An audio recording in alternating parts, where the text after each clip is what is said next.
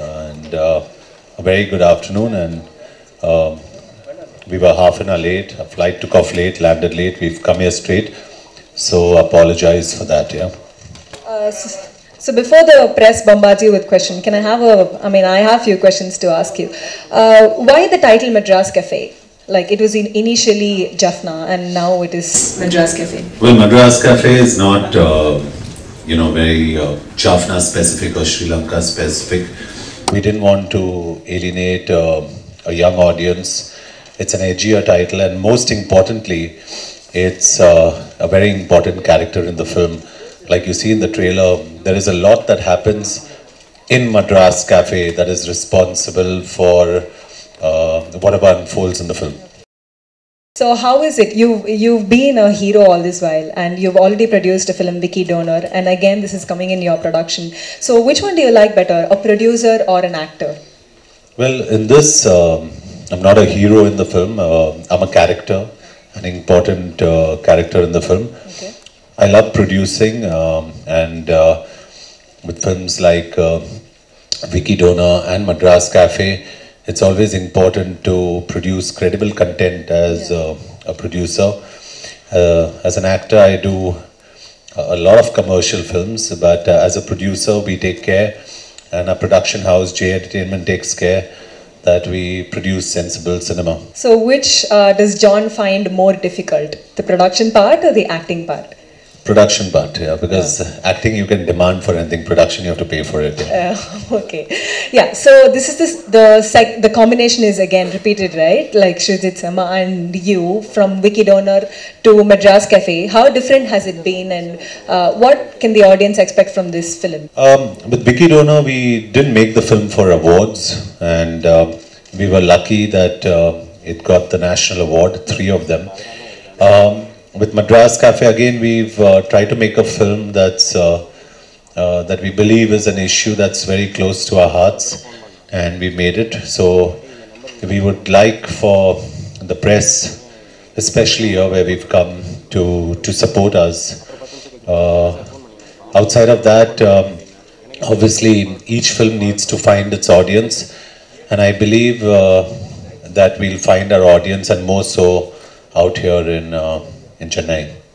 Well, for one, we've done a lot of research before we got into this film. We've done a lot of research before we got into this film. This film is very unbiased. To answer your question, it's very unbiased. I'm a politically very conscious citizen of this country. So for me, it's also very important not to portray things as they are not. Okay. So we've taken care. We've not taken any sides in this film. So if your question pertains to not only the one you asked, but even to the Indian establishment, etc., we've not taken any sides in this film. We've just told a story. We've been honest with our story. If there are people who would want to gain political mileage out of it, I can't stop that. I believe it's my personal decision to get this film dubbed in Tamil, because I feel the audience here will be more receptive to this film than anywhere across India, which is why I have personally come down to tell you guys and to look at you in the media as support for something that we believe is outside of just normal conventional commercial cinema. We believe this film has a message. There are films like, for example, just to digress a little, like Schindler's List, for example, or Syriana or JFK, that really caught your attention. And being a non-American, it still caught you, or being a non-Jew or a non-German, it caught you. I believe that Madras Cafe, if it gives you the power to think when you walk out, I think it's done its job. I hope we get a favorable reaction from our audience, but we've tried to make a very honest film. How you see them in this film? As terrorists or freedom fighters? The Sri Lankans. Well, like I said, we've called them first of all, I'd like to say this film is based on fiction. Okay. Yeah, it's been inspired by the backdrop of true events that happened in the late 80s, early 90s. we've not called anyone terrorists in this film. Okay. To be very specific. There are points of view in this film, but like I said, we've been very unbiased with our communication. So you'd never see only one side of the coin. You'd see both sides of the coin. And I think as a filmmaker, as a producer, more so than as an actor, but as a producer, it's important to tell both sides of the story. And I think we've done exactly that with this film. Though it's a fiction, as you told, the story is based on some grounds about Elam Tamils and... It has been inspired. So you cannot say it is a fiction, because it will be... Whatever you want to say in this film will be taken as true, isn't it? Because absolutely. Of this, No, let me explain to you. My character, Major Vikram Singh, the story has a backdrop of what happened in the late 80s, early 90s during the Tamil conflict. But the main story is the story about this guy, Major Vikram Singh, and his journey.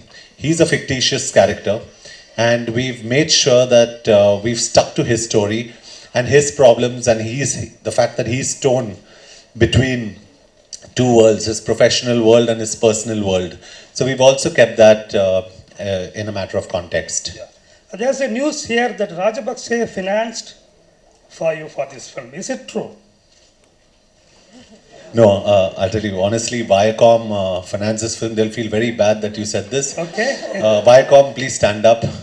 Okay, they're there. Mr. Ram, who's there, he's financed this film. And talking about finance, again, as a producer, we've been very logical about our budgets for this film and kept them very, very, very low. So if you had to finance it, even you could. I mean, I'm just being...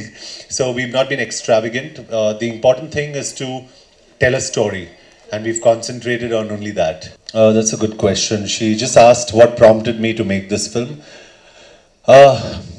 This story was with Shoojit for 7 years. And Shoojit approached me as an actor 7 years ago. And this topic was very close to his heart. And we were speaking about it for 7 years. In the middle, we made Vicky Donor. And then we decided to get back to doing where we started off from. And that was Madras Cafe. And like I say, you know, for me, it's important to do films that are issue-based. If Vicky Donor was on a sperm donor, you know, Madras Cafe is on a topic that you'll see that we could discuss probably in a press conference here after the film's release. I hopefully would like to come down post the film and also have another press conference so I could address all your questions then, because then they'll be more validated. Because anything that's going to be asked now is going to be based on speculation. So till you see the film, and I'm sure the fact that I've asked for a Tamil dub means that I'm sure you guys would be really happy post seeing this film. Firstly, a big fan. And Thank you. Secondly, you know, your USP in Vicky Donor was, you just started that Vicky Donor was an art film. You focused on, you know, gaining awards and such, right? So your USP in Vicky Donor was that it combined entertainment and art beautifully. I mean, you had an item song in Vicky Donor, Rum Whiskey, and you know, it did great for publicity. And of course, your film Madras Cafe focuses on a topic that's a little bit controversial. You know, so is it a combo of entertainment and art? That's a good question, actually. It's definitely art, we believe. What are you focusing more on? Yeah, we are here to make commercial films. When you say commercial films, you mean, I mean to say it has to make commercial sense. It has to do commerce, means it has to make money. So we're here not to make just art films, but films that are commercially entertaining. So I'm sure that, I don't know whether you know this, but 80% of our youth that goes in and watches films today, or actually 80% of the revenue that happens from multiplexes happens from youngsters who didn't know what happened in the late 80s, early 90s, and they're absolutely ignorant. So if the film works for them, means it works as a political espionage thriller. And that's exactly the genre of a film. It's a political spy thriller. So it's not an overt action film, it's a realistic action film. So we hope, I say we hope because it's very presumptuous for me to say that this is a very good film. We hope that it makes commercial sense. Excuse me, sorry sir, thank you. You're roaming around everywhere. We hope it makes commercial sense, and we hope the audience enjoys it and takes it in the spirit of the fact that we've tried to get something across to a younger audience that probably they're not aware of. Not probably, mostly, most of them are not aware of anything outside of films and cricket. What do you intend to communicate through this movie? Is there a message from you? Well, we just want people to be aware about, first of all, we're making a commercial film. Yeah, so we're making a commercial film. It's meant to entertain. So even if you don't know about what happened in India then, it's supposed to entertain you as a spy thriller. But of course, we'd be happy if people walk away knowing the backdrop of what happened at that point of time in the country, especially youngsters who have absolutely no knowledge of what happened. And I believe that there are serious historical events that happened at that point of time in India that actually changed a lot of the political history that you see today. And that's what we want really people to walk out with, you know, the fact that they can just think about, you know, oh my, we didn't know this happened in India. Like I was telling you, sir, you know, Schindler's List makes you think and you say, oh my God, I didn't know the Germans killed so many Jews. You know, for example. So be it any specific topic, we want people to walk out, especially youngsters, walk out thinking that, oh my God, I didn't know this happened in my country.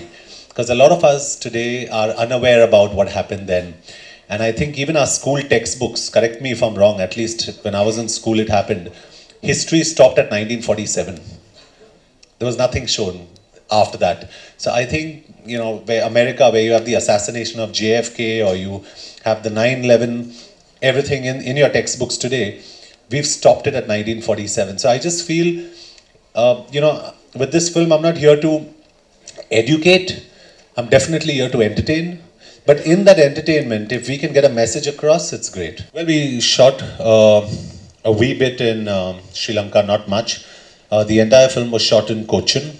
Parts of it, like you see, were London. My director insisted on using real bullets, so we had to go to Malaysia and Thailand to shoot those scenes, especially the chopper scenes. So we've tried to keep the film as authentic and as real as possible, and that's the word I want to use, real. So for a lot of people who would probably want to see a John Abraham in force or a shootout, I'd like to tell them that this is a very different film, and of course it's a very special film. John, since the Sri Lankan Tamil issue is very sensitive as far as Tamil Nadu is concerned, and some of the pro-Tamil groups want this movie to be there should be a preview show before the release of the movie. Do you agree to that?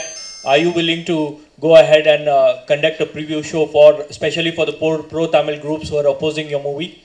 Well, I'd love for them to see it. So if we could do a show pre the film, I absolutely don't have a problem with that. I'm sure once we have a show, there'd be no reason for them to debar anything. I think it's a very honest film, like I said, and to be very factual and very honest, without sounding politically correct, this film does not take any sides. It is not pro, it is not anti. It just does not take sides. It tells the story as it is. So they're most welcome to watch it. So just pre the release, probably we'd show them the film. Definitely. No, she doesn't have songs and she's not dancing around in this film. She plays a foreign journalist, and her character has been inspired by, for all the journalists sitting here, character has been inspired by an amalgamation of a number of journalists that you see out there. We've taken a lot of cues from, she had to do a lot of research on this, and she plays a foreign journalist. So it's a very true to life character, and we've kept it that way. You know, there's if you're talking about us glamorizing Nargis in this, no, she's not glamorized. So for Nargis Fakhri fans, unfortunately, there's no glamour version, but she's a beautiful woman in any case. So I hope she resonates with all of you. You know, okay, just to tell you, Force and Shootout were larger than life films in a way. It had John Abraham, bare-bodied, larger than life. This is a very realistic film. This is in a very realistic action space. It's not, and it's a spy thriller at the end of the day. But I understand. For me, the rom-com space. I mean, I worked very hard on Jhuta Hi Sahi. I loved it. but it didn't work because the audience perceives you in a certain way. The way they perceive me is mostly, you know, in the action space. There's like, I mean, back home they say Action Abraham. So I love that. I love that coin that they've phrase that they've coined for me. But I also enjoy comedy. So there's Welcome Back. There's Dostana Part 2. And there's a lot of fun stuff. But yes, I'm working with the director of Force again, Nishikant, to do a film that's probably 10 times more powerful than Force, because we need to raise that quotient. But in the middle, it's very important to do a Madras Cafe. So I think it's important to do a mix of all kinds of cinema, because at the end of the day, we are commercial actors. And I guess I'm the only one who seems to be taking the risk. I mean, I do a Kabul Express in Afghanistan, or I do a Madras Cafe, or I do a no smoking, which nobody understood. But I enjoy that space. And if someone has to take risks, then it might as well be John Abraham. So I'm happy with that. Well, Che Guevara, if all of you know who Che Guevara was, he was one of the most iconic figures in South America. He belonged to a guerrilla group. But a guerrilla group doesn't necessarily mean a terrorist group. To answer your question, we haven't taken sides. We don't have a point of view in this film.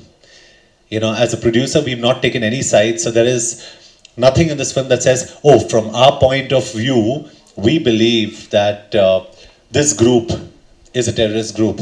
Or from our point of view, we believe that this is not a terrorist group. So we've taken no sides. We've just told a story as it is. And we've been very clear, like I said, you know, being a conscious citizen of this country, you have to be very clear and sensitive to the perceptions of people. And we've taken that into cognizance. Which is why I really don't have a problem with them seeing a film, which is why I got it dubbed in Tamil. So that's why I'm very happy to be here and answer sensible questions for a change. So that's good. Yes, this film will release in Sri Lanka. I think Viacom's a better judge of that answer. Are we planning to? Yeah, they are talking to their distributors there. Like I said, this film does not take any sides. It is, at the end of the day, you know, we're not making a documentary. It's a story about this guy and his life. So the backdrop is inspired by what happened then. And that comes across in the trailer. So I don't see any point in not releasing it in Sri Lanka as well. Thank you guys for your patience, and hope to see you soon again post the release. Thank you.